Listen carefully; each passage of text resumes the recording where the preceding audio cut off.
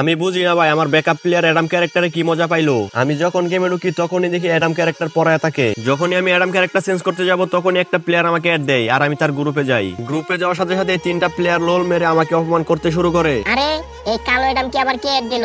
আরে না না, ওরে তো দেখতে দেখা যাচ্ছে যে বট ফকিন্নি। না ভাই ওদের কি কিছু বলার নেই। আর ভাই তোমরা আমাকে অ্যাড দিয়ে অপমান করতেছো কারণ কি? আরে ফকির বাচ্চা কয় কি তুই করবি নাকি আমার সাথে কালেকশন ভার্সেস? আসো খেলবো, খেলা হবে, খেলা হবে। আরে মিয়া কি বলো, এই ফকিন্নি তোমার সাথে কালেকশন বাস করে পারবে? আরে মিয়া ফকিন্নি করো না, তোমার কাছে কি আছে দেখাও তো দেখি।